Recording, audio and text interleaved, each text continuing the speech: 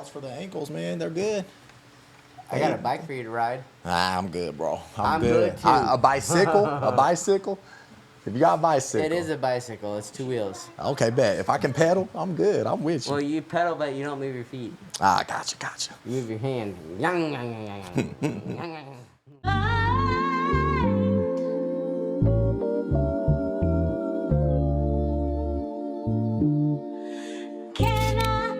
change your mind?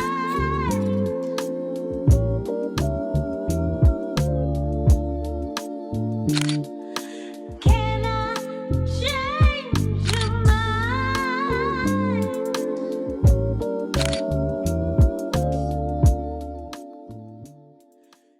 What's up, world? Welcome to another episode of Garage Talks 5417 podcast. I'm your host, Desmond Reynolds, aka The Peacekeeper. And today we got another great guest here today, an athlete, a man that takes a lot of chances right here and got such a colorful personality and brings a lot of fun and energy to the set. So I'm so excited to have this person, and I can't wait for you guys to hear this conversation and view this conversation. Street Squid the Clown. Let me go ahead and introduce you properly, my brother. But first, it's good to have you. Thank you for having me. Absolutely, mate. So Street, right here, you said you born and raised in Central Oregon, been addicted to riding 2 wheels since you were 12 years old. I like that. Dirt, sand, or street, it don't matter. This is a life passion for you, and the goal is to bring my passion to your community in a positive light through entertaining, educating, and networking. Wow. I love that, mate. So, I'm going to go ahead and say, we had a little camera issues on the first question, so we got to run it back. What does community mean to you? What do you mean when it's your passion to ride for the community, man? It's mostly, not just friends or family. It's the women and children who would like to come and experience the experience of seeing a real professional up close in person. Okay, got you. How long did it take you to be a professional, man? When did you hit that level? My whole life. Whole life. So with that, yeah, okay. When did you start riding again? Probably when I was like 10. 10. So how many years does that make that? 31, so about 11 years. Wow. 11 years, 20 years. You've been 20 riding years, 11 20 years. I can't math, man. All I do is ride motorcycles. I feel you, mate. I feel you. So you've been riding for 20 years, man. What inspired that? What got you to say, you know what, I'm getting on the bike as a kid and just riding this? Did your parents encourage it or what? I would say it's my parents' health issues, They wanted to get out there and about with me, and they wanted to go do all the fun stuff. But, my dad's got health issues, MS and whatever else. And my mom, she used to work for Nixon and the president, so she's super, introverted. So, they don't get out much. Gotcha. And their best thing to do is say, hey, here's a bike, brand new bike. You learn it, and we'll buy you a new one when you outgrow it. Gotcha. That's amazing, mate. That's amazing. I never outgrew nothing. Right. Always got to keep that kid in you, man. That keeps that energy flowing. It's amazing, man. So when you're at your shows, you have all kinds of people coming, kids, women, everybody. Yeah, I got people coming from, 2 hours, 3 hours. Just my photographer comes 4 hours just to come to my shows. For every show? Yep. Wow. Fresh Line Photography. And where are they located at?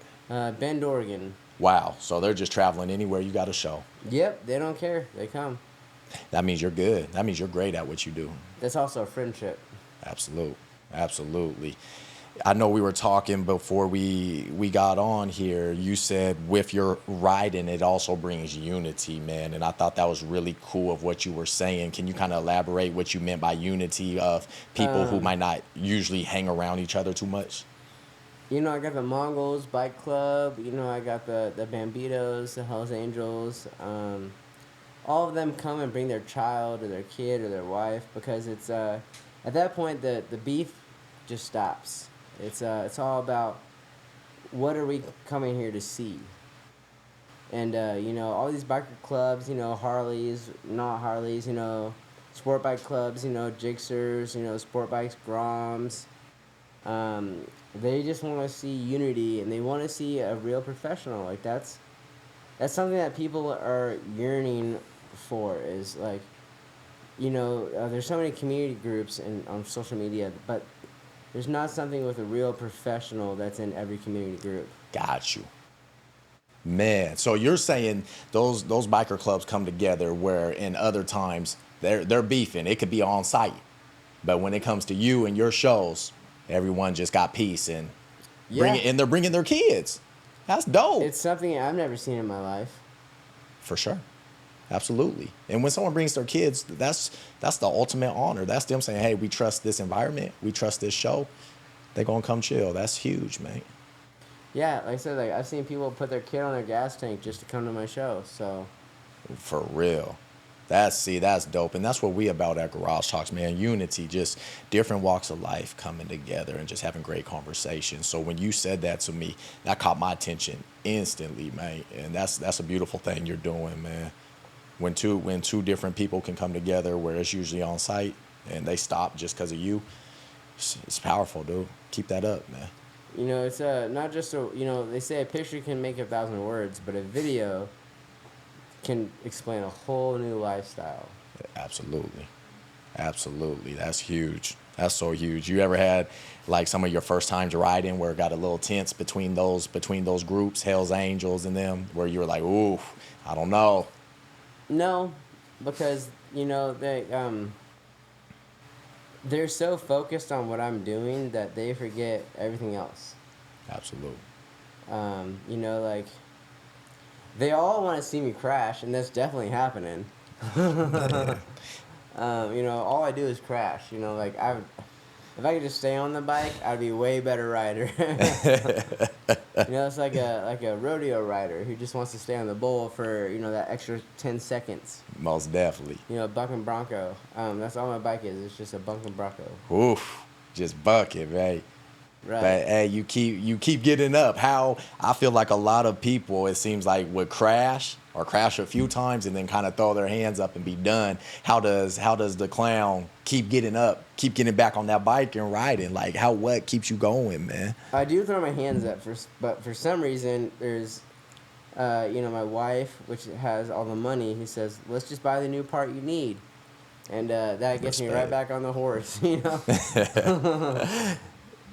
So there is no getting off. That part. That Yeah. part.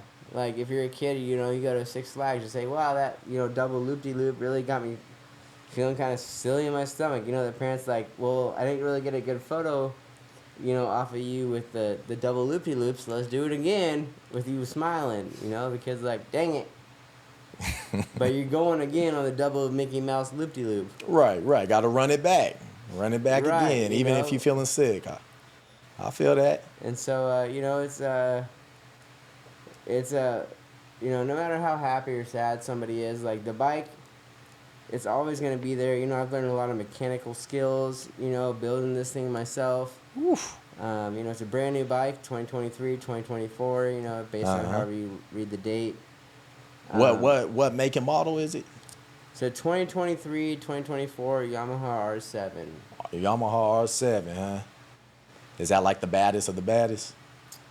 I don't know. It's in the double-digit range for price, and then once you start modding out, you're in the high double-digit range. He's laughing like, yeah, I modded it out, so yeah. I mean, yeah, right. As of now, there is no more mods I can do, which is sad. Hey man, when you an athlete like you is, you gotta have the equipment right. I get it. You earned it, so why not? Yeah, like it's done. It's maxed out, as the gamers would say. It's maxed. You're top, mage or prestige or whatever. Mm-hmm. But when you run out of credits, you run out of credits. And I've done that a few times. I feel you with the controller. So that's kind of where having a backbone, saying like, I get it, you're out of credits, but like let's double these paychecks up. Let's spend another $1,300 on this part. Let's get you back for your show. $1,300 on a part. That's it. That's at the low ball. Man, Squid, 13, that's straight, man. 13, damn. That's why I don't do Damn. no burnouts. Okay. Nobody can pay me enough. All right, you gotta stop wrecking so you don't gotta buy that part again. He's like, it's part of the show. We good. The whole stunt bike life is just weird. Coming from Oregon, there's me and one other professional, actual like on paper professional stunt rider. In all of Oregon. Yeah. I'm not gonna say his name. You know, if he watches this, he'll know who he is. He's got a broken leg right now. He has a kid. We all did like a burnout kind of competition thing, like with drift cars behind us. He did basic tricks. I busted out with a trick, which is where our our business card came from with your logo on it and stuff. Appreciate that, man. Appreciate that love. Anything like that with another vehicle, you know, that has 1,000 horsepower or not, like that becomes dangerous. Absolutely.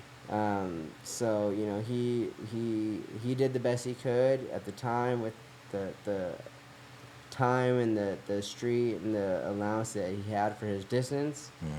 I did the best I could, and you know, I got a photo from one of my photographers, and we made it look really good. Definitely. Could I hold that trick for a while? No. How long can you hold the trick for? Well, I can hold it for a long time without a drift car behind me or in front of me. Got you. But with all the tires spinning and stuff, you're getting hit by it. It's loosening up the pavement. It becomes real dangerous, like more dangerous than I like to do. I feel that. What's like the longest time you hold a trick for? Like, is it seconds? Is it minutes? Like Miles. What? Miles. That's how you miles. Yeah, I'm not gonna say too much. No, I feel you. I feel you. But, I mean, in I your can turn shows, I can turn corners. for sure. Your shows. I mean, I watched your tape, man. It's magnificent. It really is. Yeah, you know, I can hit roundabouts, turn a roundabout, turn a corner. I'm not gonna say miles or not miles, but long enough to blow your mind. Yeah. That part. I feel that. I feel that 100. I feel that. With that, you talking about the other rider injury. How many injuries have you had? Well, I really don't know how long it takes to heal a broken rib. I broke my ribs, 2 or 3 of them on March 17th. I was with TGY Media. This was his first viral video. He's 14 years old. Him and his mom came from almost an hour away to do a photo shoot for me. Word. I broke my ribs, cut my elbow down to the bone. Oof. Road rash all through my side. There's 3 right there. All of in, and I slammed down hard, and they got it on video, and they're all about, like, my bike was like chasing them down, like, what the fuck, and you know, they just stood there as I'm like, Hang on, how did they there. say it? What? How'd they say that again? Well, no, that was more like me, like, what the fuck, bitch. You know, because like every time I crash, I just call my bike a little bitch. Oh, I see. So it was running towards they're like right here, you know. My bike's like doing this like drunk wobble towards them. You know, because it slammed me off, and my shoe went flying, you know. From the crash? Yeah, my shoe flew off. You Sheesh. can see in the crash, my shoe flew off.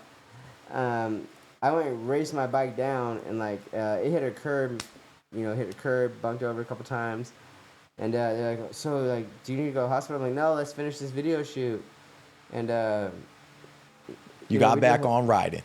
You got back I and rode just for went another to. hour plus, yeah.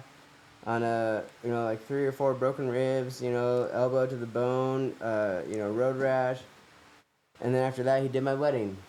So him and his parents watched a lot throughout my crashes, and Most you know, a definitely. 14-year-old kid to do a wedding and to watch a viral crash, who went viral from the crash.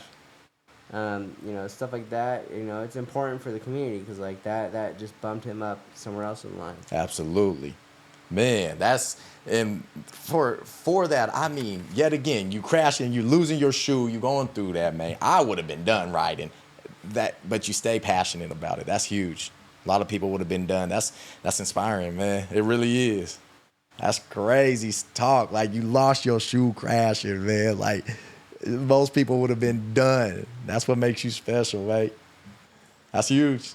Yeah, I mean, I've crashed and had to chase my bike down like, you know, a quarter mile or so, and then asked my wife, who doesn't know how to drive a stick shift manual diesel Cummins, to Uh-huh. drive a mile plus to the secret spot, to come tow me out with my bike that's stuck in the sand. Sheesh. Shout out wifey. Yeah, so like this whole thing, this year I've totaled 3 bikes, two, Two. two completely gone. Mm-hmm. One, the one you see now, it's like anesthesiologist, every day with that thing. That's wild, man. Yeah, you be getting it, man. And see, have you ever, like, when you crash, have you ever had a time where it was like near death? I would say one of the crashes that didn't become a crash was I was doing like something on the freeway, just riding like a regular human being. Most death. Got speed wobbles at 70. My front tire came up, and it started hitting my ribs, and I just like let go, and somehow it was smacking me back and forth. Mm-hmm. And I just grabbed it, and I was able to save it. But that could have been like a 70-mile-an-hour crash on the freeway. And I mean, the clown, you told me when we talked prior, you said every time I go do a show, I know that it could be deadly. You still think like that? Do you still like? Yeah, I mean, It's not an easy sport you're doing, man. It's not an easy sport. I work with Harley Davidson, Willamette Valley Harley Davidson, out of Eugene, Oregon. I work with them. That's one of your sponsors, right? Yeah. Most deaf. Shout out. Who else sponsors you? Oh man. Oh, you got a whole I list. got Mad Cloud. I got BLR tuning with DynoJet. I got one of you as well. I got Carlos. I got so many. I got Don't leave them out. They gonna be mad at you. I'm not wearing their shoes. It's OVH shoes from Peru. Fresh Lines Photography. TGY Media. LPK Restaurant here in Eugene. Mm-hmm. Harley Davidson Indian Motorcycle. There's just so many I can't even keep going. Absolutely. That's amazing though. Like that many people show you love like that and sponsor you. But back to knowing it could be a fatal accident quick. Does that ever still stick in the back of your head, or are you past that? Well, I've crashed at pretty much every show. I got In Touch Auto Detail as well. Drift Rollers. I just did a show with them like a month and a half ago at the fairgrounds. Mm-hmm. Crashing is like, if I don't crash, then I'm not learning. If I don't crash, also the bike isn't being finicky enough. I'm not tinkering enough with it to make it where it needs to be. I crashed at the In Touch Auto Detail show. What is it? The Smoke and Shine. Mm-hmm. About a week and a half ago. I'd say 2 weeks and a half ago. Put new handlebars on. Redid the brakes. A few other things. Crashed at the show in my own little section. Nobody saw. Mm-hmm. Right after that, I went and did a great show for them. I did that. The dude's doing a drift behind me as I'm doing a wheelie through it. Wow. All that kind of stuff was perfect. I ended up bleeding my brakes with just a screwdriver, not a screwdriver, but a wrench. Right there, no brake bleeder, no extra fluid, nothing. I just bled it right there on the spot. Just improvising. Yeah, and I did a 2-hour show after that. It's amazing. Yeah, It's amazing. Every time I crash, it's not a crash. It's like a dang it For moment, sure. Well, what I say street is it's a lesson. I always say you don't know how to get up unless you fall, right? So it's always a lesson. And that's inspiring from you. I see you. I'm like, you admitting you crash all the time. A lot of people don't do that. They trying to act perfect, and you over here like, bruh, it's a lesson for me. Each time, you learning something. You learning something new. What would you say? So you have a crash. What would you say is the biggest lesson you've learned thus far? What's one that takes you back and you like won't do that again, or I'm gonna adjust this way? I'm doing it again. Oh, you're gonna attempt again, but how did you get better? Like what stands out to you? I'm not getting better. I'm just doing it again. There is no better in this line, like, because every kind of like everything with the throttle input, the brake input, your body positioning, like you could have been perfect on it, but then there's a bump in the road. So it's not about getting better. It's like I'm doing it again and again and again until I make it all the time. And when I don't make it all the time, then I know, okay, so it was my brake wasn't bled enough. There's a bump in the road. I need to adjust my body position. Like I'm doing it until I figure out the science or the engineering of why I'm not doing it. Awesome. You get obsessed with it. You like, I'm just. I mean, it's part of my family. It's just like bike riding takes care of like depression. It takes care of it gives you something that like you have a goal to get to. It brings you closer to God because you understand what could happen. What could happen? And so you say, okay, God, like if you're not a believer, you become a believer. If you're not a believer, if you are a believer, you're asking for help to get you through these things that are challenging. Hey. So there's so many things that you can learn from this. Absolutely. That, like David and Goliath. Like let's say he missed the first stone. Like he's not gonna quit. He's gonna go back and try it again. Right. Straight So up. like we're doing it until we get it correct. And that's why you're gonna be the greatest, man. That's why you don't give up. You haven't said once you gave up. You just keep going back and forth. It's cool, man. I can definitely relate to that. That's dope. And that's why I'm always so interested. How do you keep getting up? How do you keep going at it? Because not everybody can do that. And you explaining that you just not giving up is huge, man. That's wild. So did you ever have a time where you had to just take a break from it and just sit back and be like, is this what I really want to do? You ever had one of those moments? I don't know if is this really what I do. It's more like my leg like just going off of energy, And I'm like, yo, I gotta take a break because I'll just go too turnt.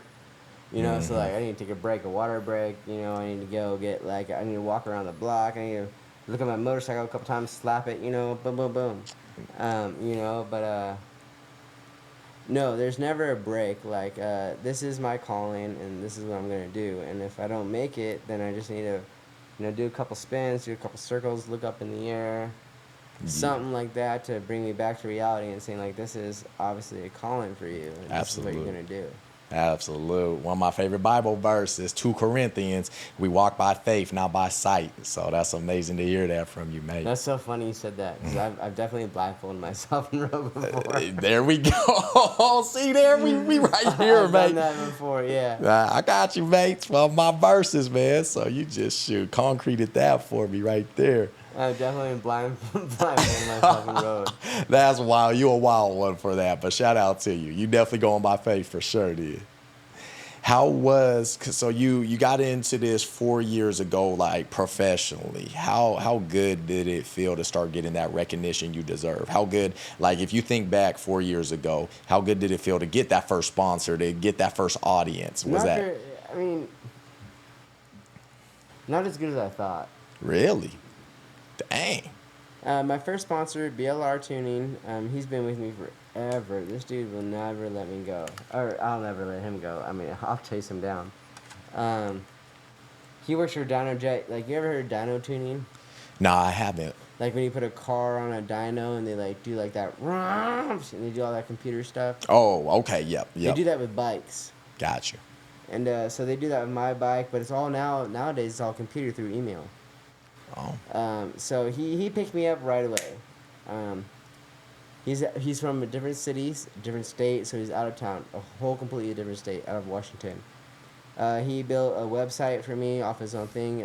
Learn more about Street Squid at blrtuning.com. Mm-hmm. That felt amazing. Mm-hmm. But when I started to reach out to bigger, not bigger people than him, but just more people that are connected in other cities, Mm-hmm. and I'll get rejected, that was more of like okay, so like, am I there or am I not there? Right. I got picked up by a few other big sponsors here in town, or all over Oregon, I guess. Did a couple shows. The biggest part is that these sponsors that have known me since I first started are still there. Most there. And that's what I care about. Is like, yeah, okay, I'm not the biggest guy in all of America. Yeah, like I'm not the biggest guy in all of Lane County, or I could be, who knows. But these guys have made a website for me. They're making photos. They're making T-shirts. They're sending out stickers. They're taking my stuff that I'm making and sending it back out all over international. I'm talking like Australia, Austria, Peru, England, like that, like China. Like they're sending all of my stuff that they're teamed up with all over the place. Oh, so we're global. You're global. Oh no, yeah, It's global. like for sure, they're more global than I thought. There you go. They're sending out maybe 3,000 things a month. Man. They make keychains, like the keychains I have, like they do everything. Like they're International. yeah. Passports. International. You ever Yeah, think they're about that big. Yeah, they sponsor like track days for women and things like that. Sheesh. Like women motorcycle riders, they sponsor all that. Like they're very good people, and they've never dropped me since day one. See, in that grind, I love hearing that, man. You deserve that. You grinding. Thinking about you, of course, I always do my research, and so just looping back around to what you do. Do you ride every week? Do you do shows every week? Or is it once a month? Is it what's your tendency on that? It depends on the bookers. It's almost like being a truck driver or something. Like you have a bookie, you have somebody who books you out. Sometimes I book out something and I get canceled. So which is why I started charging deposits. There you go, smart man. I'm man. not gonna get into like money, but like we're double digits for this next show we're doing. There you go. Or triple, I don't know digits. Triple, quadruple, something up there. It's in the thousands. There you go. Good. You don't up know there. I was shit. gonna say double. Hold up. I was It's like, in the nah. thousands. But that's not just me. That's me and my crew who have, worked a long time. Like Drift Rollas, JD from In Touch Art. All of us have worked together as a team to get to where we are now. There you go. I wouldn't be here, doing this podcast with as many followers as I have now, if from In Touch Auto Details didn't let me do a show a month and a half ago at the Lane County Fairgrounds. Word. We have Brad Cartoons. Shout out they Brad. have brought me up as well. Shout out Brad. That's a good man right there. That's a good man. That's a friend all you these talking. people have not baby step me, but they keep my torch lit through every step that I'm going through. It's huge. That's appreciation. Love it, mate. Love it. But yeah, I would say 6 to 8 shows a year I do. 6 to 8 a year. In the summer. All of them in the summer usually. Yeah, because it's wet outside. I only ride It's in wet. the winter by myself without nobody else. Most definitely. The magnitude and reason why I wanted to invite you on Garage Talks 5417 podcast is because of just the magnitude of what you do, like what you put online. I brought up this statistic, so I'm just going to read this to you, see what you think about it. In 2022, 6,222 motorcyclists died in crashes in the United States, which was the highest number ever recorded. So you were riding during that. This was a 23% increase from 2019. Motorcycle deaths accounted for 15% of all motorcycle vehicle crashes in 2022. So, man, 6,222 people died on motorcycles. Is that crazy or what? No.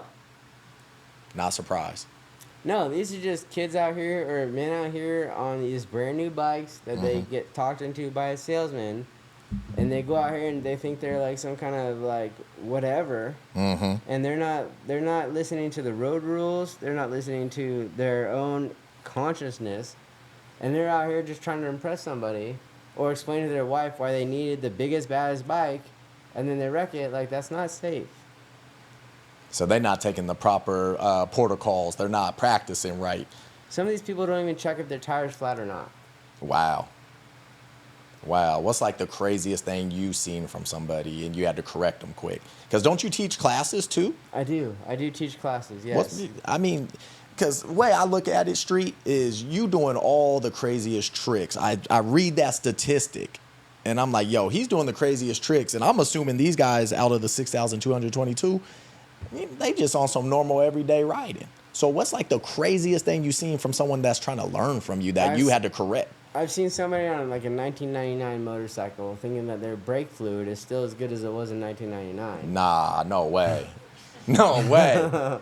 Legit. And, I can see air bubbles as they're squeezing it. I'm like, why is your front tire not stopping? And they're like, you know, and I'm like, okay, like let's just fix that real quick. And then they're like, nah, bro, it's cool. I like it soft like that. No, they didn't. No.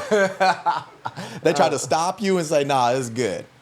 Yeah, and No, that's they tried kind to of stop the pro. Oh my gosh. You know, I'm not a professional. I'm an educated person. You know, and you know, like my favorite word is when in doubt, power out. You know, because no Doubt, matter how power out. wet or rainy it is, if you give it throttle, you'll bring that front wheel up, which will stop you from, you know, cranking it and flipping yourself. Right. But if you can't wheelie, when in doubt, power out don't count. Got it. Roger. If you get me on a bike, guess what? 10 seconds in. When in doubt, Desi powering out. Shift it to first.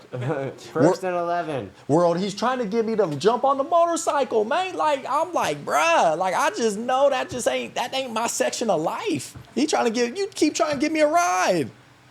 I know we you. riding. Man. On the ones at the arcade.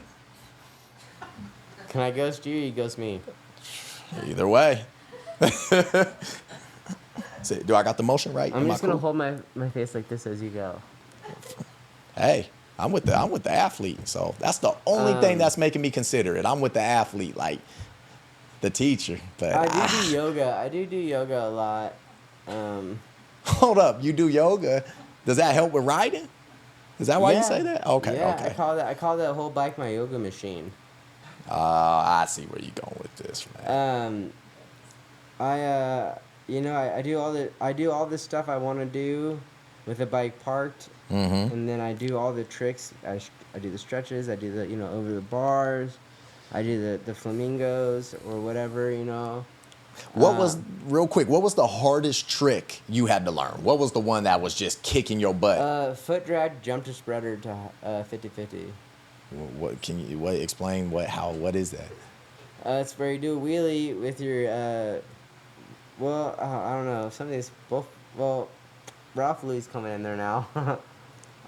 Ralph Louis is right foot, left peg, left foot, right peg, which is called Ralph Louis. That's probably the hardest trick to do. That beats the foot drag to jump to spreader to 50-50 because that's 3 combos in one.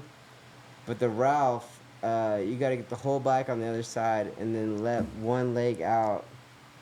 And you have to have perfect everything. Otherwise, you're going to wreck that. And you got one wheel in the air. Yeah, while all the you're time, doing it's that. always one wheel. If you're not doing a trick. Jeez. The reason I say foot drag is because I'll drag either foot, left foot, or right foot. You know, I'll drag it. So I can do like a sit-down left foot drag to a right foot drag to like pop up, you know, to seat, and then to do another foot drag. And then like crazy leg out. I call it crazy leg because I like just throw a leg crazy. Mm-hmm. And then as you're in crazy leg foot drag, you jump up to the tank, so you're bypassing a seat to the tank. And then once you get there, you then put your right foot or left foot, whatever foot you are dominant forward, you put that through the bar into 50-50. And if you have enough room, you can high chair, which is where you put your other foot through it. It's too much to explain. No, I'm with you. I'm blown away. If I was riding a bike, I'd take one hand off the handles, and I think I'm doing great. Like you explain what you explaining, brother. It's impressive, man. That's why I'm like. I do like 1 foot, one-handed foot drags. Those are cool too. Yeah. See, if I ride, I'm just gonna go like this, and then I'm done for like 3 seconds. That's it, man. That was my fate at Harley, man. So. Dang, babe. It's amazing. It's amazing stuff. You ever see yourself like, so you do a lot of stuff in state, you ever see in yourself like go to other states and doing some stuff? I know you said something like in Cali eventually or something. Yeah, I got Cali and Vancouver, Washington kind of knocking on my door right now. Oh, for real? You gonna answer? You gonna open the door or? Well, my voicemail's not really working very well, but I got like one of these like, I don't know, new age robots or whatever that like do this whole like, you know, like a Roomba. Ah. But it's like a voicemail Roomba. So like, Oh. it hits, I don't get it. It leaves me a voicemail. I get back to it in like 6 months. Most def. Get back at you next summer. Yeah, Oh, good. kind of one of those things. That's awesome, babe. That's so awesome, dude. So where's your favorite place like when you're riding? Like so when your sponsors call you up for an event, do you got like favorite obstacle courses or favorite event areas to do your Oh riding? man, right here in Lane County, dude. Don't I don't know if you Dang. can even say that. Bro, you got the University of Oregon, you got the Oregon Ducks, like you got Phil Knight, you know, you got the Nike Stadium, you know, you got the track location, like all that beautiful, like you know, memorials, all that stuff. Like bro, that like don't even get me going. Like I should Oh, stop I'm right gonna now. get you going. It's cool. We're gonna rev it up real That whole quick. strip, bro, like No, I like could for combo events that whole though. So thing. events like Lane County, like the fairgrounds, is that your favorite spot to do it or it's peaceful, it's calm. Um, the Eugene Police, the SWAT, they pulled up to your shows, right? well, no, not just my shows. It's not my shows. It's people who I work with. Mm. But they come and support us just for the community. I've been phone tagging with the Eugene Police for a show, like for a community, like donating my time, For sure. working with the Boys and Girls Club, things like that. The biggest thing I want to do is just donate what I'm doing for handicapped kids, special needs kids. Ronald McDonald Fund, which is what we're doing on the 22nd, is the Ronald McDonald. Nice, brother. Anything that has to do with the community, like that's what I would rather do that than make money. Gotcha. That's what makes your heart beat. That's what brings the word joy to you. Yeah, because it's like I get joy in doing whatever I'm doing, but like there's hundreds of special needs kids or special need people or parents that are watching their kids get a heart surgery and they're watching that for 3 to 6 months, and they don't get to see anything different than what's on TV. I see. What inspired Doug Clown? Where did Doug Clown come from? And do you have multiple personalities to it, different clown masks? No, each clown mask has to go with kind of what the vibe is from the people who are inviting me to come. Got it. And you make that decision? Or I do. you Like do? the walk and talk, that was man, Who was that? that took me like me and my wife probably like 30 hours to make. And what's the name of that one? What do we call it? Spike? That's Spike. That's Spike. Because Spike is different from who you got on This is now. Dopey. That's Dopey. So you got Dopey, Spike. You got others. Yeah, I got a few others. You got a few others. What inspired them? What made you say? It's like Snow White. Elaborate, brother. What do you mean? Like Snow White and the Seven Dwarfs. She got different got- things for different times of what she's going through. Ooh, yeah, she do. Yeah, she do. You got so you got 7 different masks. I probably could. Yeah, I got like 4 or 5 right now. Some of the masks aren't safe for riding in. I see. Like these plastic ones. Right. Um, Can't move, can't see. no, the Spike is my most high tech one I have. For real. Yeah, the whole mouth moves. Oh, and that's everything. And, that's dope. we drew the eyebrows on. We did cement on the hair to cement the hair down together. We took it off another mask. When you say we, you and wifey, Yeah. that's amazing. Shout out to Jess, like I said, man. it's probably like 12 hours of arguments and like 2 hours of success. Jess, you a real one back there. You a real one, y'all. He got his wife in the back you know, supporting him. That's amazing. And then all these clown suits, like I have different ones, I have people who donate me clown suits, and I have other things like, Have they ever scared anybody or kids? no, like you'd be surprised. These kids Really? literally will fight if they don't get a balloon or get to talk to me. Like, there's like I get people walking up to me telling me, "Hey, my son's special needs. Like, we're over here in the food court. Can you just spend 5 minutes with me?" And I'm like, getting called over a DJ, like, "Hey, Streets with the Clowns on in 1 minute," and they're asking me for 2 minutes. And they're like, "I'll have another clown come talk to you," but she's over here getting tips and stuff, doing so many balloons, she can't even get a breather. Yeah. She lifts her mask up, and someone's like bringing her something to drink, like just throwing it in her face, like Man, Russell Wilson from like the Seahawks, and just and she's over here, and then all these other people, they're running back to their car to give her like a $10 tip. What? And I'm over here like just crashing all the time, just in the show, So Jess, your wife, she's making all the balloons. She's doing all the balloons. She probably got like Medusa, like 12 hands making balloons. Like, Dang. just constantly. Like we have so many balloons, and like we have extra pumps for those pumps, and That's man. That's a lot. That's amazing. It's amazing. Gosh, man. Handing them out.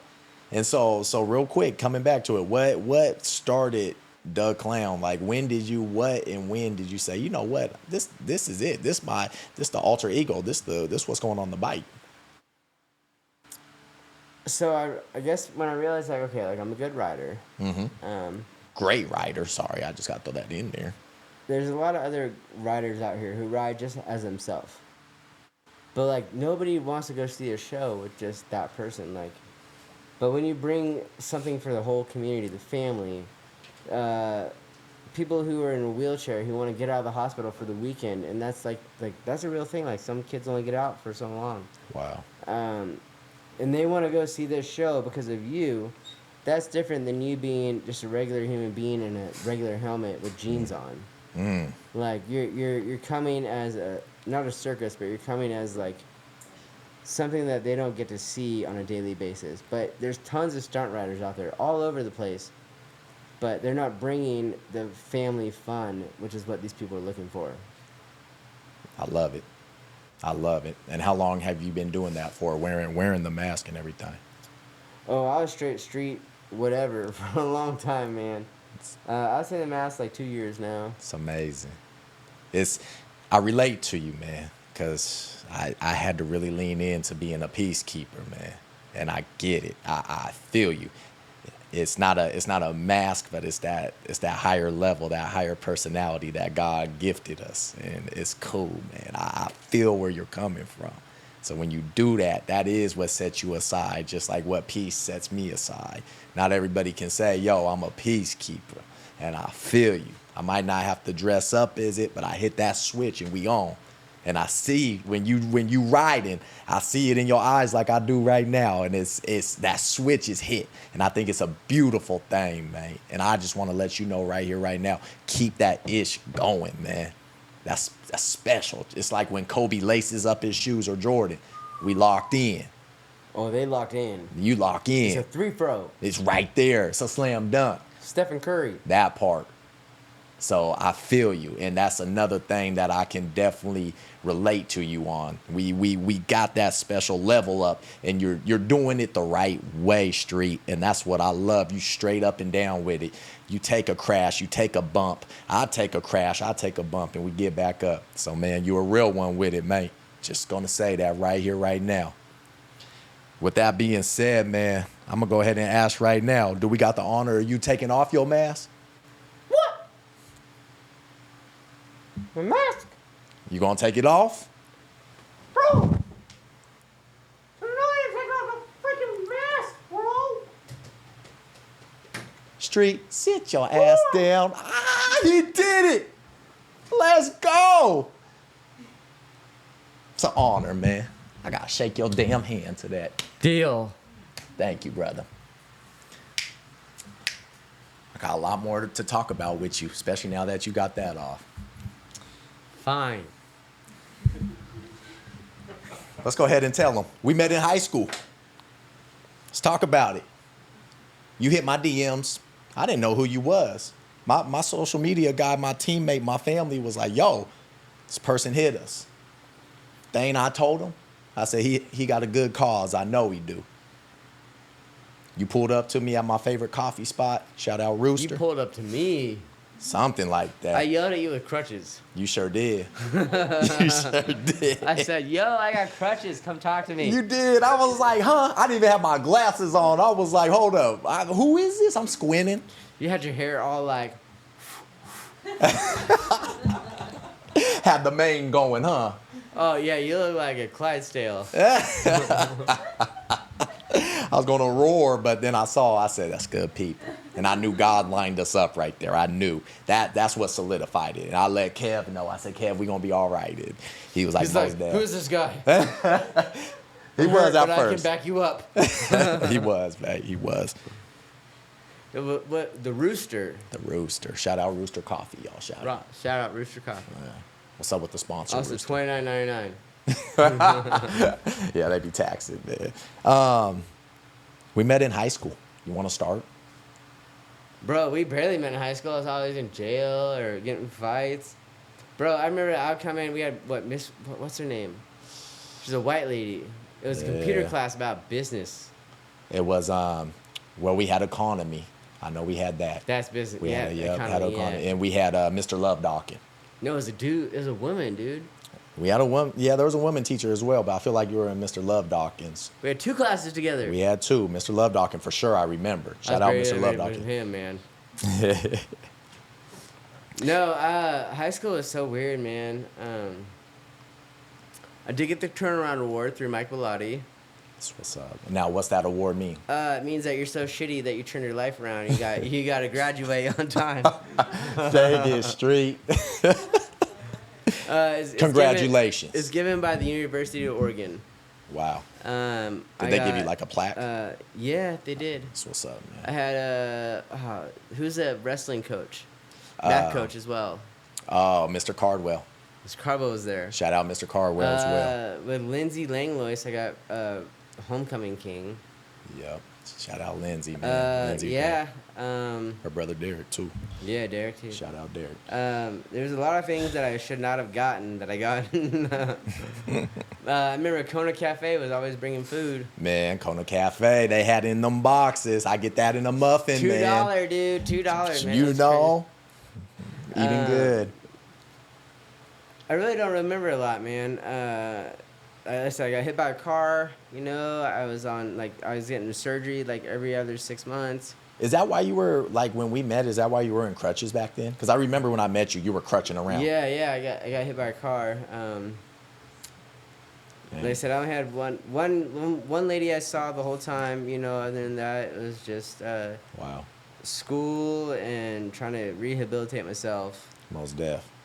I remember I would hit the elevator button for you, and then I would race you up. I go up the stairs, and I'd be like, let me see if I can beat him. But I hit that button for you. No, a few times. Because you was crunching. I said, dang, he got his hands full. So I would hit the button world and then run up the stairs. No books either. 'Cause, Yeah. They know I wasn't reading. They was like, yo, just get into class so don't get expelled. Yeah, no, I remember like, bro, there are two stories, man. Yeah. And to race up that, you're actually like football tackling kids out the way, like. Man, for real. And then like someone's coming at you, so you like stiff arm them. Honestly. But nobody knows you're just trying to beat me up the elevator. Between you and Mr. Carwell's class, because Mr. Carwell said every minute you're late, you're doing 10 push-ups, Desmond, with your backpack on. I Did got you know? a 5-minute grace period. Did you? It's that Dang. piercing. Dang. And get hit by a car, man. Oh, yeah. The whole school just gave me a. 5-minute grace period. Yeah, I Yeah, don't think you I was ever running. was tardy again. You was running late. Damn. Sometimes it was 10 minutes, but I would just tell them, oh, I slipped. Did they believe you? Oh, of course it was raining outside, you know. Throw my crutch out the door. Ah! Man, Springfield High School, man. Good times. for Only me. school that looks like a jail. Man, yeah, man. I gotta say, for us meeting, what do you remember in particular? What did that? I do remember the elevator thing. Uh-huh. I do remember the class. You said you remembered a guy in the class as a teacher. I remembered sandy-haired blonde lady teaching us Okay. for economics. And we would sit by each other though. We We were right next to each other. There's no right way we there. were not. Like, you were here, I was like on the left. And you didn't have the dreads, did you?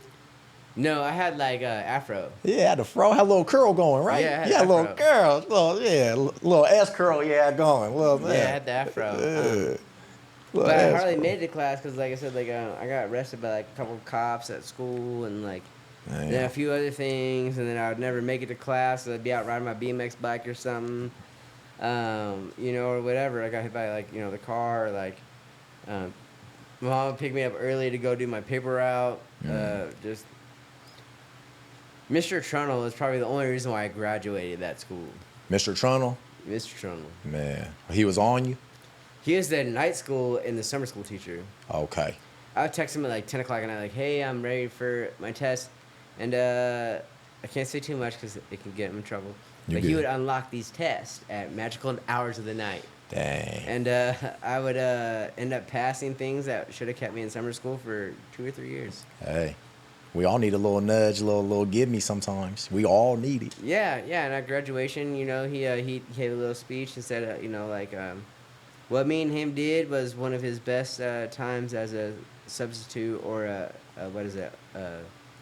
Oh, it's the night school night school teacher. teacher.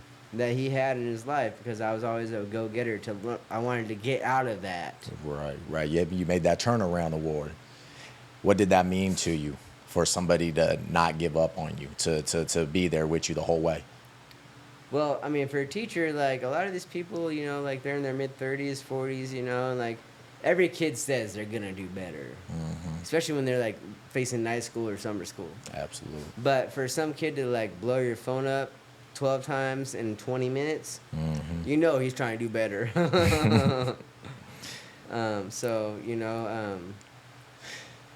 He had the passwords, like, he probably only had to put his finger on there, and it was, like, automatically unlocked, whatever. Just a lot.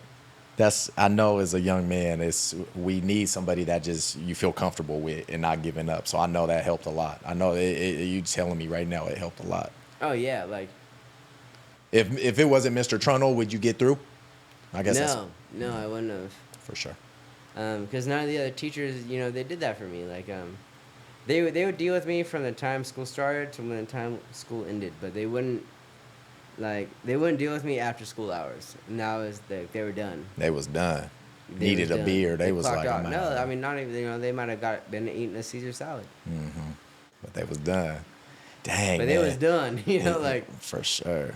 And like I said, like after that, I became underwater welder. Did truck driving, all that stuff. So like this guy really pushed me.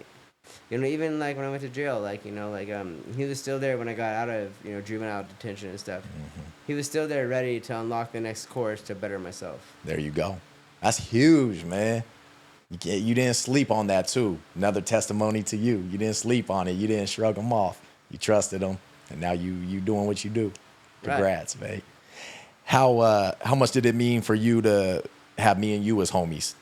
Was that always a cool thing? Did you have a lot of homies in school? What made you to trust sit next to me and just chop it up and just be close? What made you reach out to me and say, you know what, 15 years later, I'm gonna talk to Dez and talk about this podcast? What inspired that? Well, one, I was on probation, so I had to sit next to you. I ain't an officer. Sure. Two, I mean, Damn. you was a lover, not a fighter, so you wasn't even someone on my radar. Most there. Three, no matter how much I bitch at you about stuff, you would just be like, chill, just listen to me, hear me out, and I'd be like, just freaking out. And you'd be like, just listen. Let's go with weights. I'd be like, fuck the weights. I'm not gonna ride my bike. You're like, I can't ride bikes. I can barely skateboard. And then then the next day would happen. I'll come in and be like, yo, you answer for 7 through 12. You'd be like, nope. I'd be like, why? You'd be like, I don't do it either. And I was like, you're supposed to be the smart guy. And he'd be like, okay, Austin. Or somebody else would be like, so I need the answer. And you get it from him, and I'd ask you. I'd be like, are you sure? And, you'd tell me, and we'd get a C.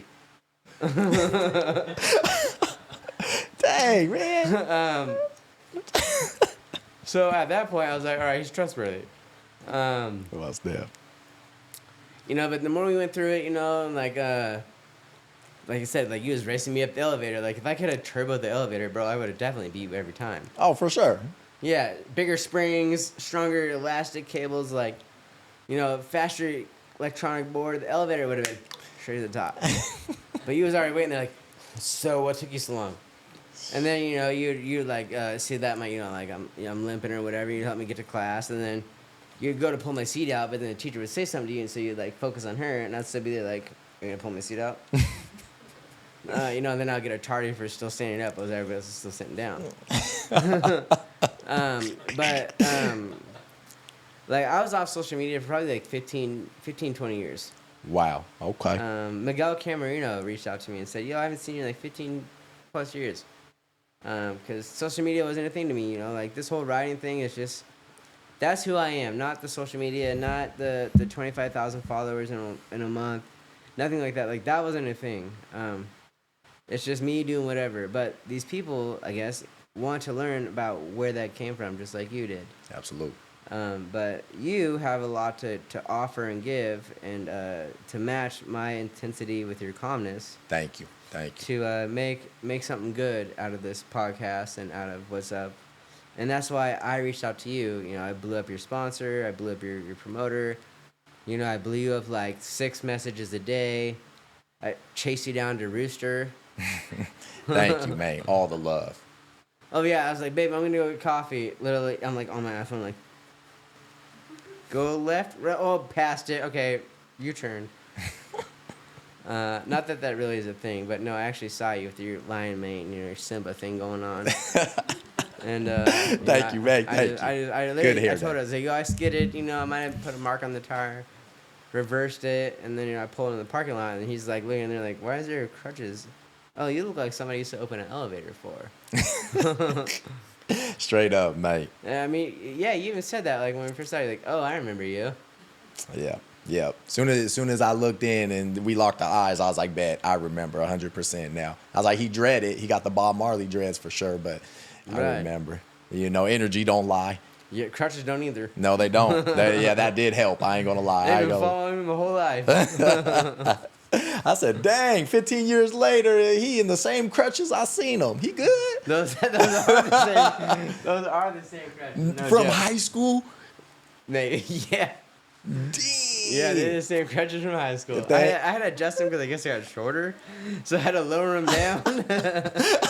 If they ain't broke, don't fix it. I get it. No, yeah, man. no, they were too tall. I was like swinging, so I was like, all right, I gotta adjust Right. these a little lower. Guess I lost like half a foot. Man, street on my side, man, on my side. Energy don't lie. That's something I live by. I go by energy. You know, a lot of people go by stats, facts, and what they hear from others. I go by energy, first encounters. And, you know, it's an honor since high school just sitting here talking to you. And then how the universe brought us back around all these years later. And to see us working on what we're working on now is cool, man. So I gotta say, even during class, even when you was talking crazy, I was like, yo, he a cool cat though. Cause I knew you had me, man. I was like, he got me if it went down for some reason. You was the wild card, and I love that. I love that, man. You said my calmness to your intensity. Amen, brother. I love that about you. Cause I knew, I said, even when he talking crazy, if it went down right now, he got me, period. And that's what makes it cool, man. And for us to reunite and get this going on this set here, it's a beautiful thing, man. We are 2 different walks of life, Right. but we got energy that don't lie. Yeah, I mean, I'm Tiger Woods with the hoop, you know, so I'd be missing everything. But We're gonna you work know, on that. like, We're gonna but you know, like maybe like 100 more. I like we'll get a good swoosh. Yeah. You know, Yeah. you just gotta follow my instructions. You just Yeah, I was trying, but for some reason I was like, You was shoot it asking this too way, much. shoot it this way. I was like, listen, street, listen. So we getting into it. Obviously, kindness is a big thing to you. What does kindness, how far does that go for street? Hardcore constructive criticism. That's kindness. For sure. Like I don't want no baby in it. Like I want the hardest constructive criticism you can give. Like level up. For sure. For sure. Level up. That's all I gotta say is like there is no more kindness that you can give than the hardest constructive criticism you can give. Level up. Absolutely. Like if you don't want to level up, then like sorry, don't ask for my advice. Got you. Give it straight up and raw, man. Yeah, like level up. Like if you don't level up, like you're stuck at the same spot you'll always be at. Everybody got some kind of voice or conscious or whatever that speaks in their mind that tells them like, hey, what if I do this? It could go wrong. Like no, that's not kindness. Kindness is telling you like you're better than whatever your fear is. So level up. For sure. A lot of people need to hear that. A lot of people in this day and age right now takes that as rudeness, disrespect. Takes it, you know, a lot of sensitive people, and they stay in that comfort zone and don't grow. So Right. That's huge. How did you ever have a point where constructive criticism was like pissing you off, or were you always taking it and saying, "Hey"? Oh, dude, it always pisses me off, bro. It doesn't piss me off. It's like a garden hose. You're just watering the plants, man. That part. You're just watering it. Like the plants have to take the water whether they like it or not. Straight up. But you have to level up. You know, like whether it's 90 degrees, 60 degrees, like the plant still has to get its watering on its set schedule. So like if you don't like it, level up, plant. Straight up. It's real talk. It's good advice. Something I had to do, mate. When we started Garage Talk and opened this business, man, I had times where I thought I knew it all. Got a team, constructive criticism from them anytime, and learning to just grow and understand what they see. They see things I don't see. My mama talking to me, my dad. I always took it from my dad, don't worry, but it was huge. It was huge, man. When you know someone really loves you, they're going to give you that constructive criticism, and you're going to grow from it. So I love that you say that, man, because that was something I had to overcome. And so that's real talk. I mean, yeah. I mean, if you ever watch Simba, you see the 2 eyes in the dark and 16 eyes over here in the dark slowly pouncing towards. Mm-hmm. And they're all saying something, you know? And all they're saying is level up, you know? But it's scary to you to see more things coming at you saying level up in life than what you're ready for. Absolutely. It's deep, man. I love that about you, man. I love that about you. Now that we got the mask off, you growing up, you said that you were adopted. Right. And so how was life with that being and realizing you was eventually adopted? How did you navigate that and really respond? Oh, it fucking sucked, bro. For sure. I mean, I played ice hockey, you know. I made it to, like, Bantam League, you know, traveling team, you know, went to, like, a bunch of other places, you know. Like, I was a defenseman because I started out figure skating at, like, 3 years old, you know. Word. And then I was a defense because I could skate backwards fast. Also, I didn't mind fighting, so, like, you know, 8-year-old fighting everybody, like, who cares? Because it's hockey, like, they just put you in a little penalty box for, like, 10 minutes, you know. Who cares? Yep. You know, like, and also there's referees. After that, I did boxing and karate and judo. You won off some of those, right? You won some things, right? Yeah, I did. I have a friend here in town. His name's Carlos. He's Okay. a professional boxer. He's on our business cards and stuff, our logo.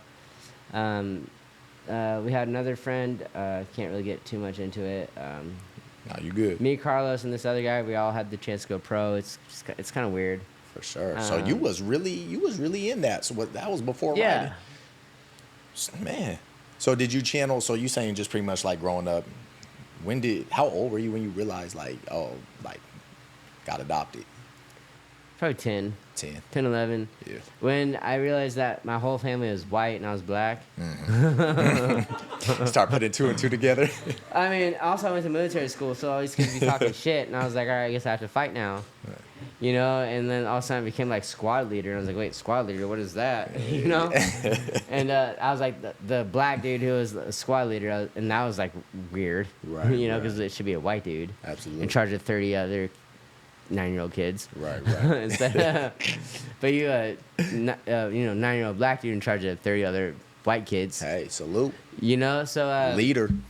you know, also my mom was like the president of the school board of Fern Ridge School District, so like Wow. that became some kind of like, you know, like little like ear whisper stuff, you know.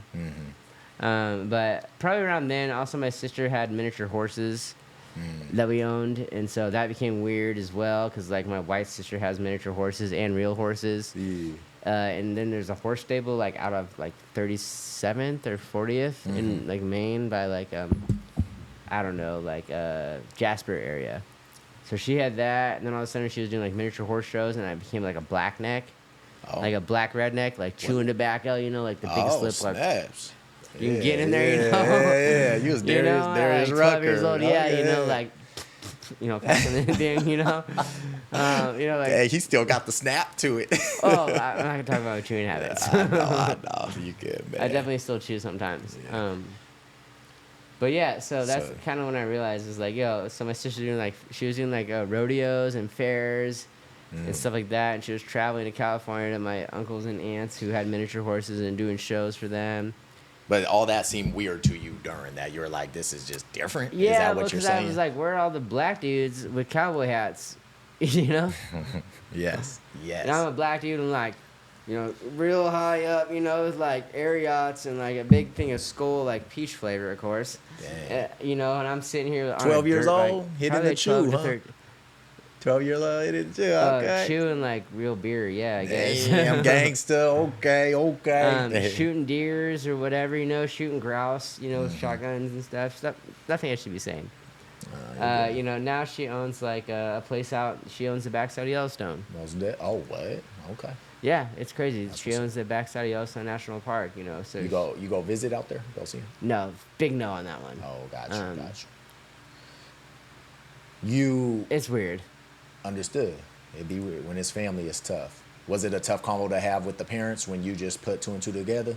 How'd you respond to No, that? they told me like my real name wasn't the real name they gave me, and then I stuck with that, and then I changed my name when I got married to a different name because everybody's changed my name 3 times in my life, and so you know what, this is where I get to pick my name. There you go. Pick your identity. Pick the way you going. Yeah.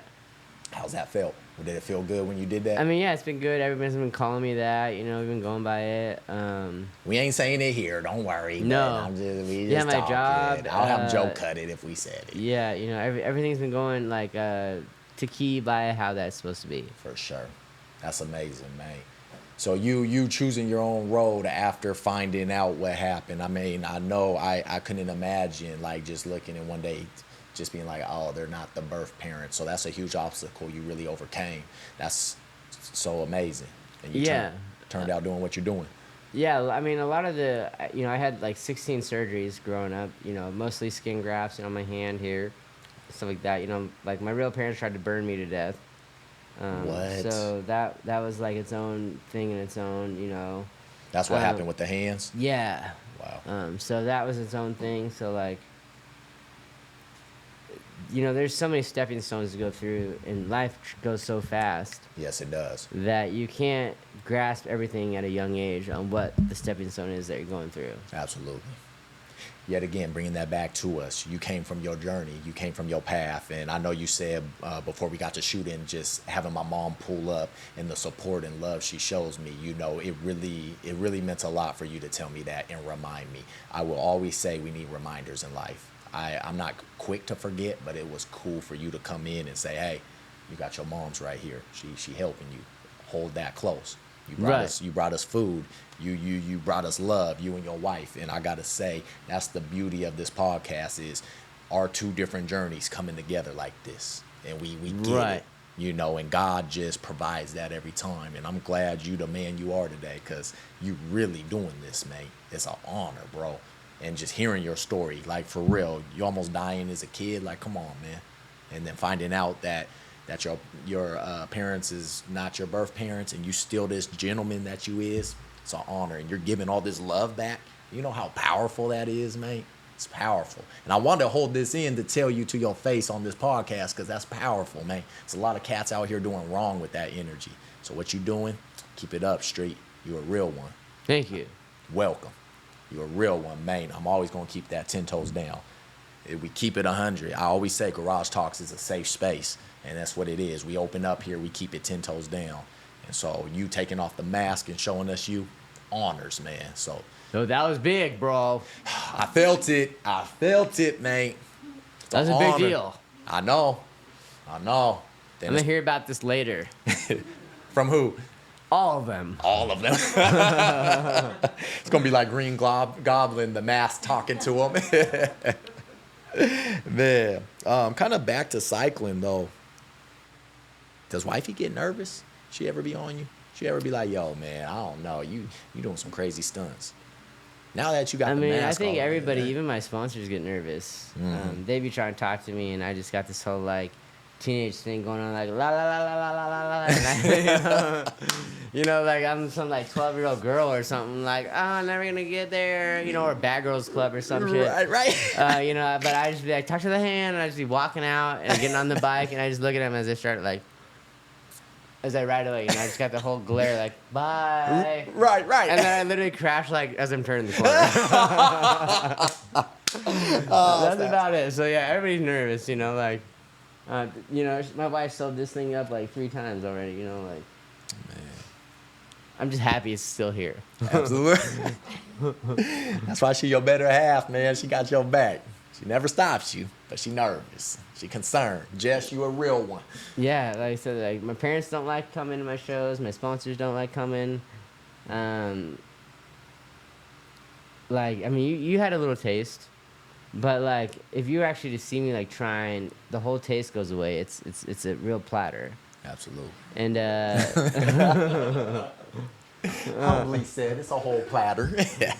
and that can become where it's like serious when you actually know, like when someone says, "Hey, I met a friend who died doing this or that," and then you see somebody like, "Bro, you're twice my size easily," and you see somebody throwing around a bike twice your size. That's where it gets kind of like, ooh.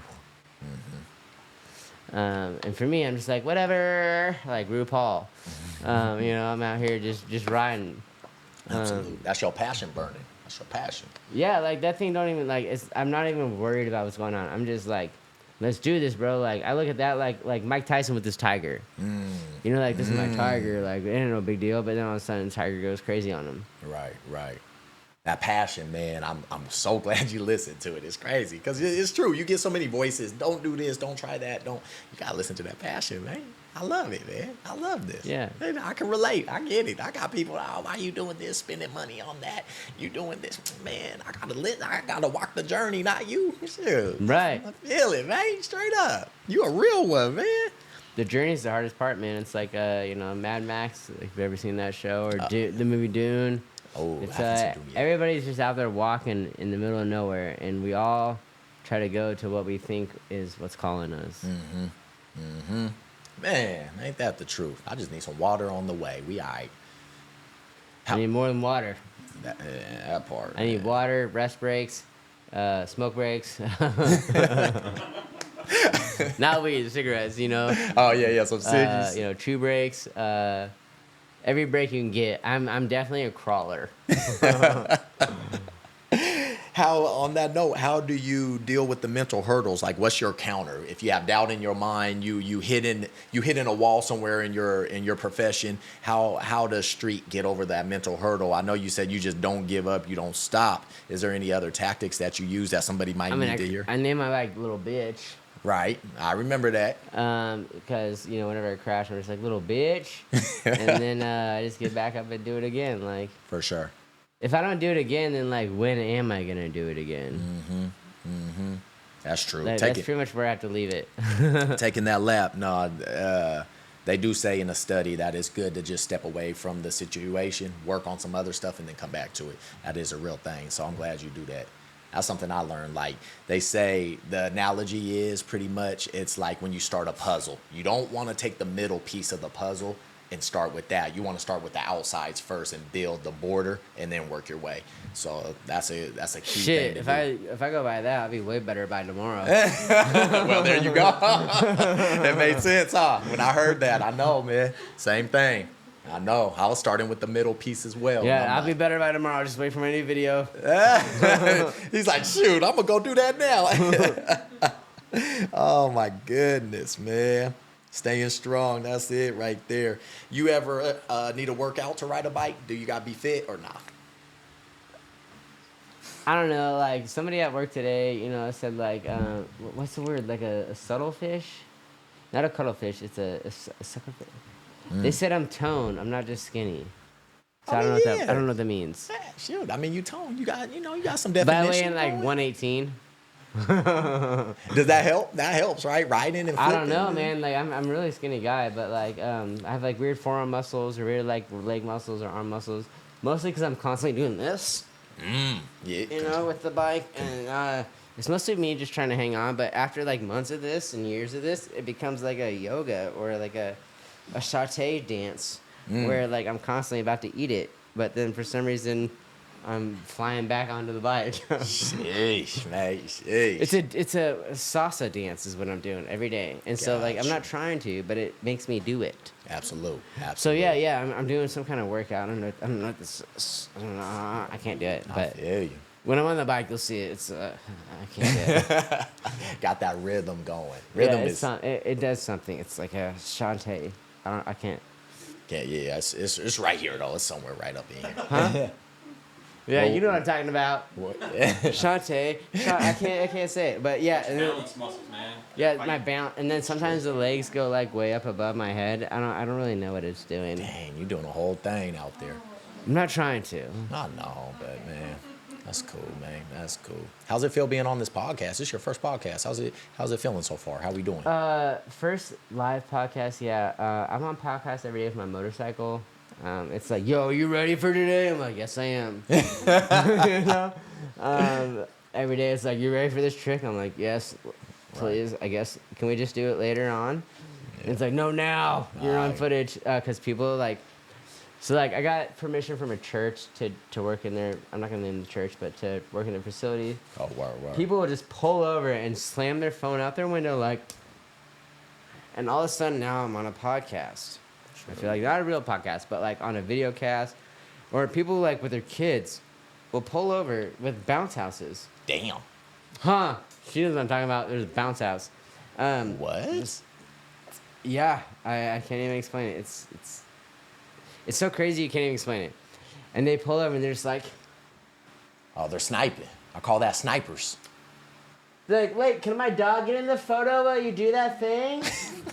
And I'm just like, sure. Street, for real? Just out the blue. They just coming out At the candy. church. It's at the church. At the church. And then we go to the church and people are like, you look like somebody we've seen around here before, but we can't really put our name on it.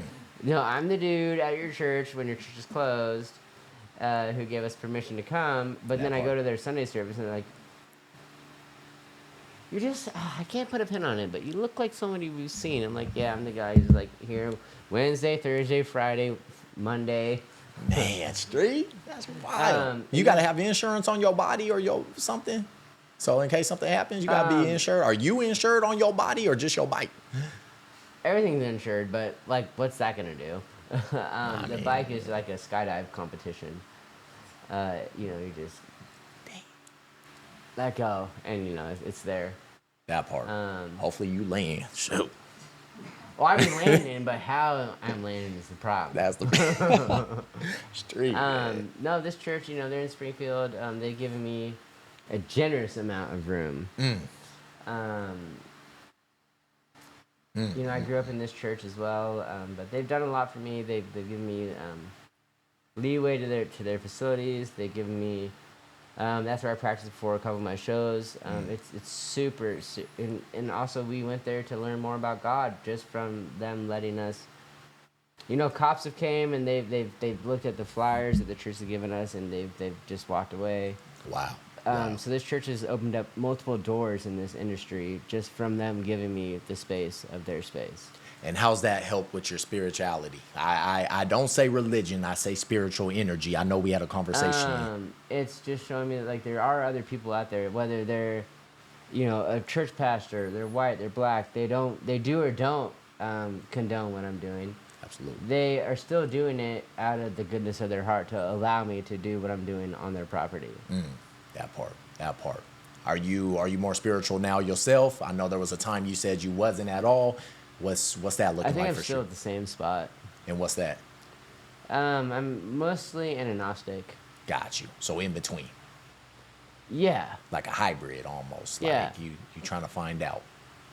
Like, I mean, this biking has put me through a lot of stuff. And even as growing up, I've been through a lot of stuff. And so, I wouldn't rather pick a bias. I would rather just die and not have a bias. And if, you know, like the Heavenly Father says, hey, where do you stand? I can just say, I didn't pick a side. You know, there's Buddha, there's monk, there's Muslim, there's all these other things. Like, if I just don't pick a side, then I can't get judged for picking whatever side I want to pick. Gotcha. Like, imagine growing up Buddhist and they're, like, grilling that into you. Like, that's the only way. Like, if you just say, hey, I don't want to pick, like, but I do believe in a higher power, like, you can't get judged for just believing in a higher power, but not picking a side. Got you. Yeah, because a lot of people do feel pressured in picking a side. Do you think that separates people a lot too? Just different religions Yeah, and stuff? it's a culture thing, it's a religion thing, you know, it all boils down to the same thing in my mind. Absolutely. But for the church still showing you love, that's powerful, man. Shout out to Right, them. you know, like, I'm not going to say if it's Catholic or Christian or Buddhist or whatever, but they've offered their facility to me to do this for the community and for other people, and that's just the biggest part, that I'm I'm learning to look at more views of life other than what I have been shown. Absolutely, absolutely. That's a huge thing. Way to be open on that. I always, it's a big testimony to my parents. They let me find my way on my own, and it's worked out great, man. I never believe in forcing anybody into anything, because God is God. He gonna find his way to you one way or another. Right. The hard way, the easy way, the middle way, he gonna find his way. And you know, for you sitting here even taking prayer with us, it was an amazing thing. It's just like I said, energy don't lie, man. And so it's a beautiful thing to see. So you said you went to some of their services because of the goodness they showed you. We did. You We did. attended. They even handed out donuts. What? Hey, shout out that part. Yeah, you know, so and we look forward to going to more services. It's just Hey. between me working, 50, 60 hours a week, Woo. and then riding what I'm doing, like I barely get time to even like stop and rest my body. Absolutely. I know I had a call with my mentor this morning, and I said, brother, I'm so busy today, I can only do about 20 minutes. I get it, bro. It be busy. We got Right. photo shoots. We got this. We got that. I said, we got to pray, talk, and just go. I get it, man. It be hard sometimes. It do. But that's a cool thing, man. It's a big thing. Prayer definitely helped me a lot. It got me through a lot of things. So, I'm just honored that you allowed me to do that up in there, man. So, yeah. So I got a question for you. Oh, here How we did you go from being a tiny bit bigger than me to twice my size? Yes. Discipline, man. I start hitting the iron. Shout out to Food. food. I need a whole list. Oh, you need a whole list, man. You want me to share the secrets to everybody? Nah, really shout out to Vic, Dev, and Molly Felipe out Forever Strong, man. They really, about 6 years ago, got me on my workout grind. I handed them some money, said I need your help to learn. I met my brother Joe on the way. He's a big dude. He's a big dude. He's short and stocky. I'm more athletic, but I had to keep up with Joe, right? Man. Yeah, I did what I could. 3 plates. He got me up. Joe got me rolling. So I'm going to give you the whole story. So we at Forever Strong. Shout out to them. And then Joe jumped in too. And he was like, come on. So I call Joe. He's Gimli, and I'm Legolas from Lord of the Rings. Oh, okay. That's how we compliment each other. He got the So you're strength. the bow and arrow guy. Yeah, I'm the bow and arrow. Got the pretty hair. I'm more Oh, agility. I'm watching. Don't tell the other. That part. So, we got a good dynamic going. So Joe really pushed me. I honed my skills. And, bro, honestly, just stay disciplined in the gym. I'll put you on some stuff. I got you. Shoot, if you ever want to get a little workout in, come on, man. I'm open. I'll trade you. You ride a bike, I'll do your gym. Ah, man. Okay, maybe. We see. Maybe like one workout for 5 minutes of riding or something. Yeah. Well, let's just do 2 minutes. Just don't. I was going to say, don't complain, man. You're going We to be do like 2 minutes of this. riding, I'll do an hour workout. I'm just concerned about you doing one of these crazy things off the side of the road. Thank you. Thank you, teacher. I appreciate Because it. I can't run as fast as that thing can go, man. But yeah, just health is wealth. I know you hear me say that a lot on my social media. So I really got into it. Eat a lot, work out. Eat good, though. I eat good. And yeah, Oh, I man, eat a lot. For real. Yeah, so I got Oh, no, rolling. bro, I be eating. It's just it don't be staying. Yeah, you I be doing blessed. I be doing like all the expensive proteins. GNC is a skin. No, I'll leave it there. What a great place. Let me. Oh, you drink protein shakes? Too many protein shakes, Too bro. many? Like, I be trying to get like 120 grams a day. Man, I'm gonna put you onto the protein. This perfect timing. Actually, this is my water bottle. Jeff Logues at Become Nutrition, right here. I'm telling you right now, this is the best protein shakes you'll have. Okay. There's water in this, but best protein is vegan. You put some milk, some bananas with it, a little bit of honey. Some soy milk. You said, yeah. Almond milk. That part, my brother, that part. Yeah, Jeff Logue, I be loving shout out almond to and him, oatmeal man. milk, man. That's the spot right there. So what I be doing, I'd be taking a fruit ninja. Don't make fun of me. That's Take a right. Fruit Ninja. That's cool. I'll crack like 4 eggs, put Ooh. some raw oatmeal in it. In the and- protein shake. Yeah. Okay. Word. Raw eggs, raw protein, and then I'll just blend that shit Yep, blend it with up. like 4 scoops of protein, and then all of a sudden it's like almost like a chunky frozen dessert. Mm-hmm. And then what I do is I'm like, oh, I need more water, and I put more water in it, and then it overflows over the top. Mm-hmm. and then I blend it, and it's now overflowing over everything at the bottom and the top. Damn. And then I try to open the cap, and then it explodes, and then I just go, oh, and then I just drink it, and then it's all over my face and all over the counter. And Sounds like that's my protein shake every day. Word. Sound every day. Happens more than once. That's impressive. Yeah, I don't know Have if it's carbonated. but Okay, word. Haven't made adjustments to that yet, so you're spilling a lot. Okay, word. That's good to know, man. Cool. Yeah. Athletic protein shakes. Yeah. Yeah. Okay. Bet. Yeah, and then I look at the bag, and I'm like, this is a crap bag. And then before I throw it, I just try to get everything into one of these little I don't know, these vacuum pack things, you know? Uh huh. And then I do that, and then I miss the vacuum thing, and it's already on, and it's loud, so I have to shut it off. Right. And then all of a sudden it's a mess, and there's powder everywhere. Dang. And then my alarm's going off to go to work, so I just leave it. And then I come back, and it's dry, and I have to scoop it with a scraper. Been there, mate. Been there. I got a puppy right now, and she make a mess, and I'm just hurt, man. I'm trying to rush out the door. My hair's everywhere. I get it, man. It be hurt in the morning. Adult life. That part. Keep the kid in us. Don't let that die, man. I know. It's important. It is. You keep the kid in you pretty good then. Oh, it's been a kid my whole life, man. It's the adult that's been trying to come out. But Trying- that's where all the messing up is happening. Right. That's powerful though, man. I think this is off. I don't even have this topic on here, but having the kid in you is always good. I think people get so stagnant. That's another beautiful thing about you, man. You're blessed in that aspect of keeping that energy. Kids don't lie. Kids got pure energy. Kids are real. They're brutally honest, and they take risk. That's why they always breaking their arms and stuff. So keep that in you, man. Thank you. For sure. I keep it in me too. I had to learn to re-bring the kid out in me, and I find it. There's times where I'm like, man, we adults. Nah, man, don't ever let that go. I have to tell myself that every day. That's special. Right. A lot of people let the kid in them die, but the kid is the believer. The kid is the one that thinks they can go to the moon, knows they can go to the moon, knows they can become whatever they set themselves to be. And, so definitely keep that on you, man. Thank you. On you. Yeah, thank you. Thank you for listening. That's something I had to relearn. And I'm glad I did. I'm glad. I learn every day, man. Man. That's why you won't lose. You're learning every day. My boy, Barry Bands, always said that. No losses, just lessons, learning. It's cool stuff, man. Thank you. Absolute. I gotta ask though, because this is something I still gotta learn. How you deal with haters? Do you get haters ever? People that just, oh, you shouldn't be riding that bike, or oh, you shouldn't do this. How you deal with Well, I that? try not to fight anymore, so now what I use is mental games. Mental game. I just say, great, show me the last check you got for doing a show. Ooh. That pretty much stops it right there. Ooh. That part. Got it. For sure. Otherwise, I just ask them to talk to people who have taken a class from me, and then those people attack them, and I just sit back here and watch it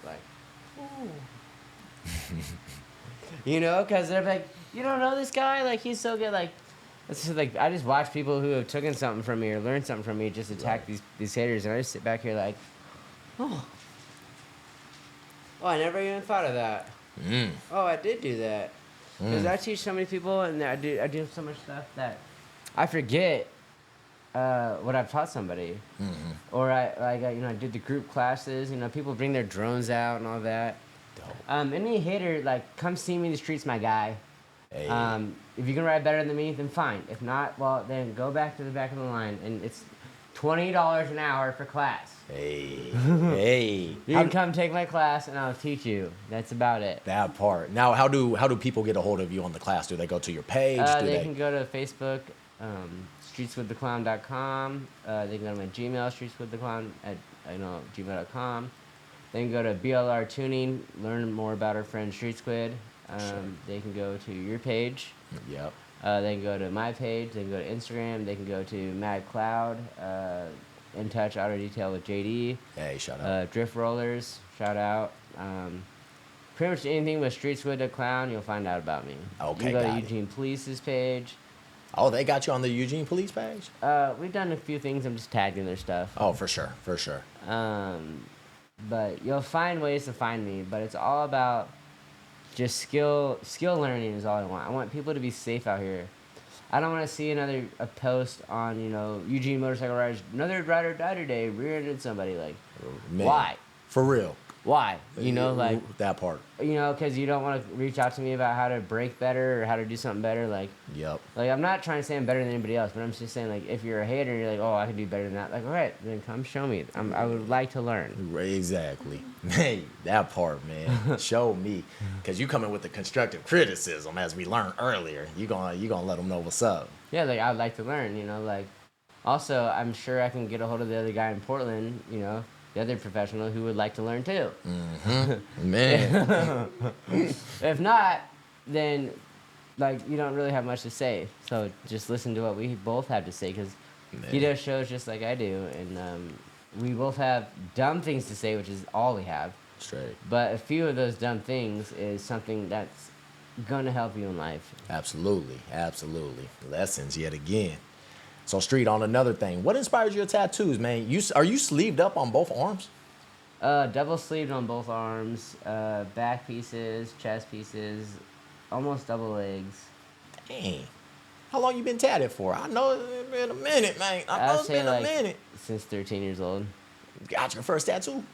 First 4. First 4? Woo! Wee! Yeah, I got Sheesh. all 4. Let's see. I probably should like. Sleeved up. So I got this little Jesus thing. I got this card that's now blacked out. I blacked it out. Mm-hmm. I got this clown here, which is now like there's something underneath this, but you can't see it. And then I got something over here, which you can't see no more. Yo. Yeah. So these are all double sleeves. The legs, too? The legs are pretty gone too. Yeah. Yep. Mostly, don't look at all my cuts. Okay, these are road rashes. Okay, so don't make fun of me. Dang, man. Ain't nobody making fun. yeah, Safe both- space, man. Both legs, my feet as well. Itchy and scratchy from The Simpsons. Back of the kneecaps. Which one hurt the most? I tramp stamp, dude. Don't show that one. That's fine. It's not even nasty. It's half the All size. good. It's like a third of my back. Damn. It's Betty Boop. That thing hurt the most, man. It's Betty Boo? Yeah, it's just The hairy. Boop Bop? It's a hairy Betty. I can show you. Nah, we cool, man. I appreciate it, though. It's like half my back. It like starts from here. Well, you can't see it, but it starts from here. It goes all the way back to here, all the way down. It's like this whole- Yeah. It's Betty Boop drinking some like tequila with like some vodka with like some green olives and stuff. Look. Wifey see Betty Boop, it's on. Yeah. That's it, okay? She taunt. That's that what's one hurt up, the right? most, I would say, because it gets into your ribs and your kidneys, and it gets like down towards your crack and stuff. And, Right. like, you just start feeling that. You sitting there, you pop in your seat like this, like you're like popping it to get that back. Gotta get that thing. Okay, man. And so, Gotta pop it out.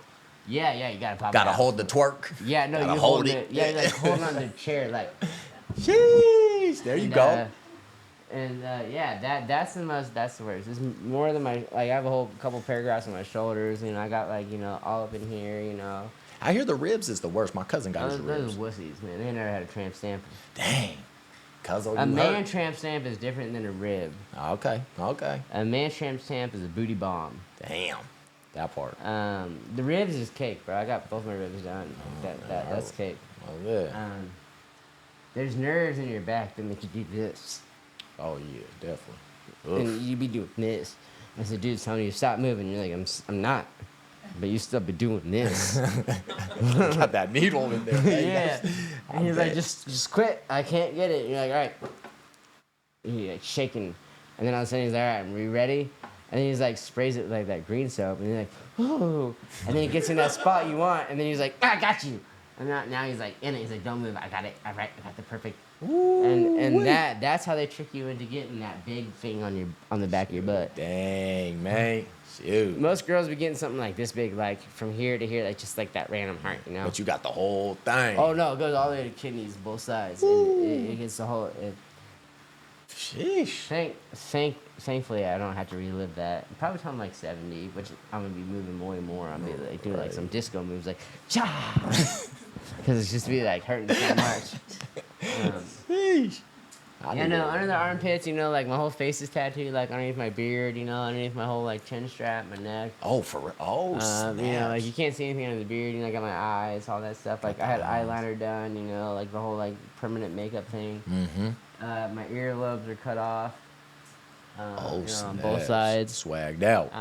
None of that was as bad as that booty bomb. Man, swagged out though, man. He blows the thing. Shit, I respect Not it. as bad as a booty bomb, man. Yeah, I mean, oh, shit. Hey, well, it's done and over. You ain't ever got to go through it again. No more I booty will, bomb. But yeah, You got to no, do it. Oh, snap. it's probably like I'd say like 10 hours of straight in the chair, and then the next day we waited like I was tattooing at that shop that I tattooed at.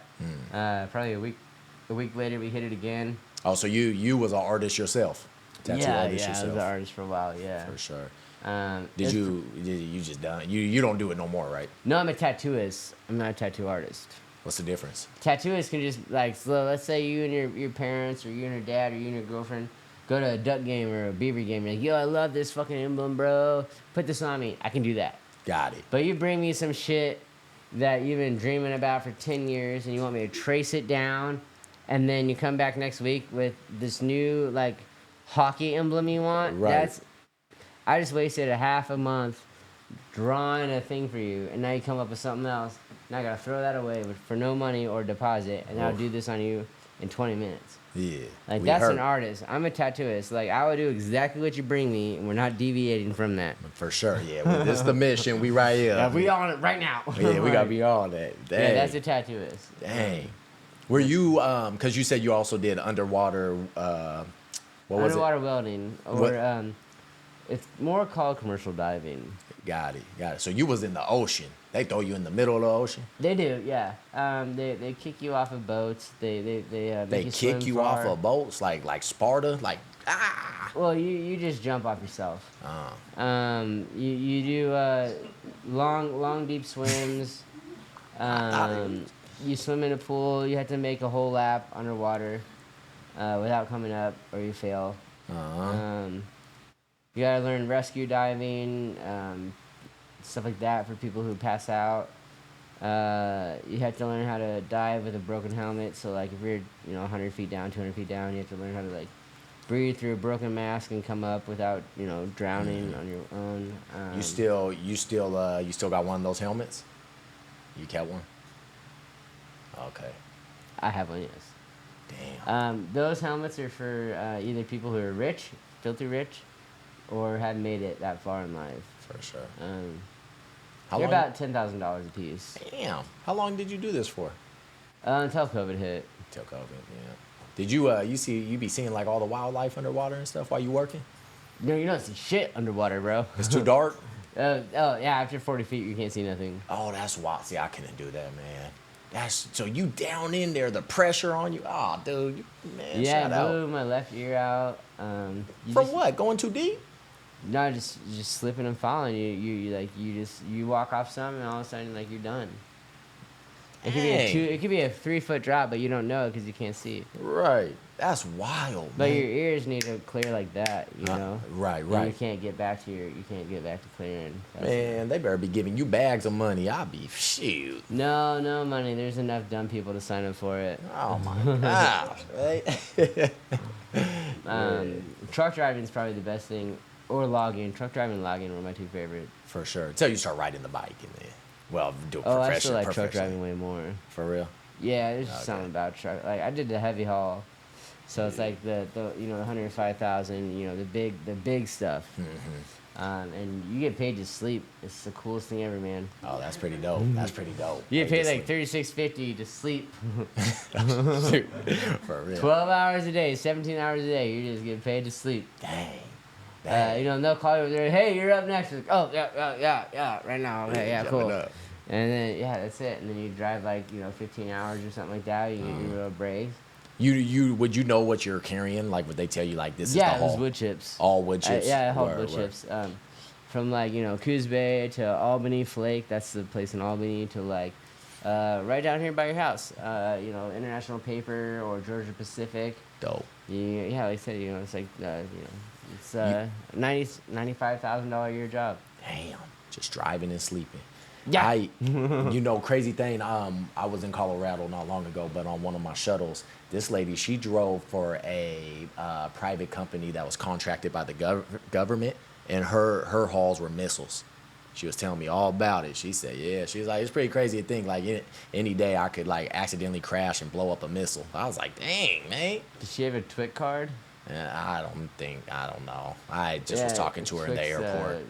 Yeah, transportation worker credential cards, like for Coast Guard, military subs, is like what I have. But Word. like a lot of companies will hire somebody who has that because you have to do like a military clearance, like background check, Homeland Security, all that stuff. Yeah, I'm sure she did. She was telling me all about it in the Yeah, airport. at that point, yeah, you should probably does. She probably did, yeah. She retired, but yeah, she was telling me about that. She was like, Sure yeah, she did missiles. retire. Rich as hell.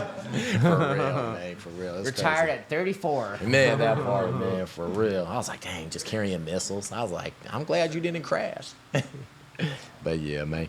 Well, Street, we wrapping up, man. Is there any last questions you got? Any last things you want to throw out to us? Because we wrapping up on the pod, man. We almost hitting that 2-hour mark.